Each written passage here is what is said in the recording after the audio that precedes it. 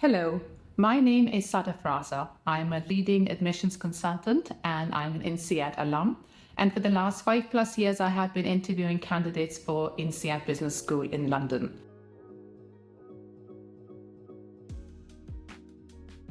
Today, I'm going to speak to you about my 5 top tips for the Insead interview.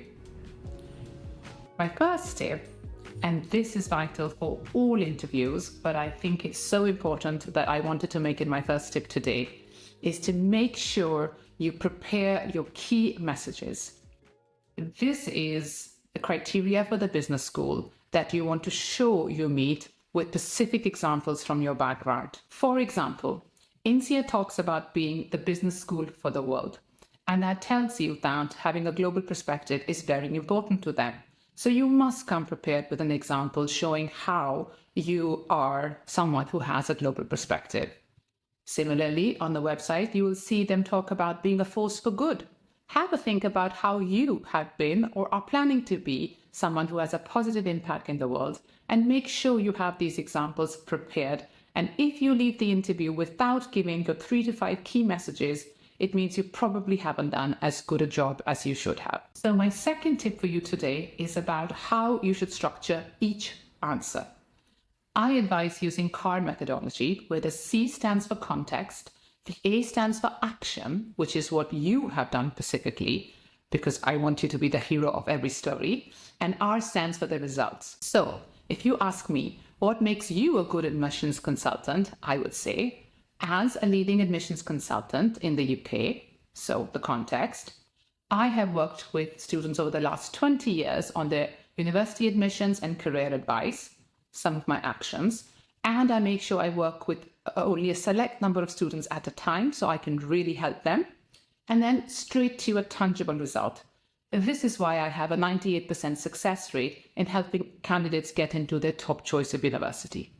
Make it simple, make it clear, and done. You don't need to keep talking till they ask you the next question. My third tip for you is to research the interviewer. Now, Insead interviews are particular in that they have alumni conducting the interviews, and it is always a good idea to Google the interviewer. Nowadays, I really find myself in an interview where the candidate has not already looked me up on LinkedIn. And it's a really good idea to do so, because at the end of the day, an interview is a human-to-human connection opportunity.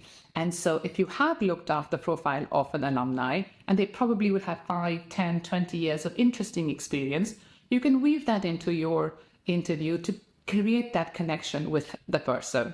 So some candidates in the past have asked me, for instance, I see you have work experience in Dubai. I'm really interested in being in the Abu Dhabi campus for the executive MBA at Insead. Or they've noticed and said, I've seen you started companies like Leadearly and Leadearly. I have entrepreneurial ambitions. What do you think about X or Y? Now, a flip side for having an alumni as your interviewer, and there's always a flip side to everything, is that compared to admissions people who tend to follow the script a bit better, alumni interviews can ask you any type of question. And the chances are that even though they are very kind and very nice people, all of them, they will notice things on your CV or your application and ask you about them. If you have a gap in your CV, be prepared to talk about it. If you have moved jobs after a short period of time, you should be able to answer why you did that. And they will directly ask you about your biggest failure or a big weakness that you have.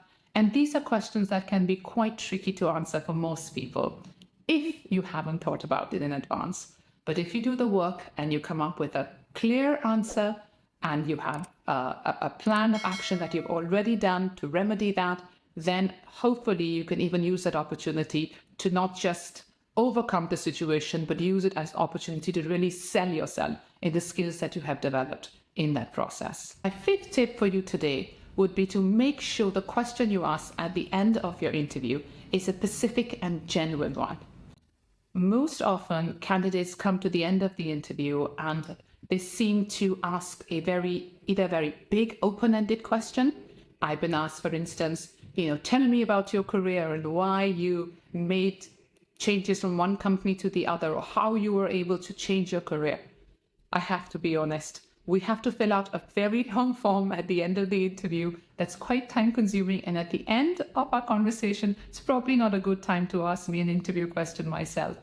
But alumni interviews are a great opportunity to ask about their background, but make it something specifically about in their career that you did that you genuinely wanted to understand more about, or maybe something during their Insead interview.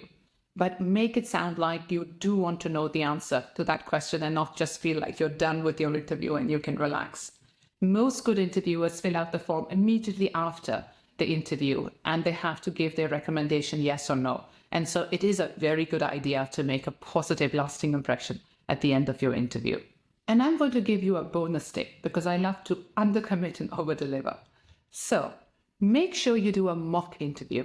This is very important. You could do it with a friend. You could even take a video of yourself and listen back to it. Most people are surprised what they notice about themselves when they see themselves in a video versus the conversations that they're having in their head as they're planning for an interview. And if you can speak to a professional to do a mock interview, I would strongly advise it because the chances are that if they've invited you for an interview, they like what they've read on that piece of paper and they really want a confirmation that you are the person that you say you are. And any questions that they have, they want to address that. So this is the last stage really, and you want to make sure you make the most of that opportunity.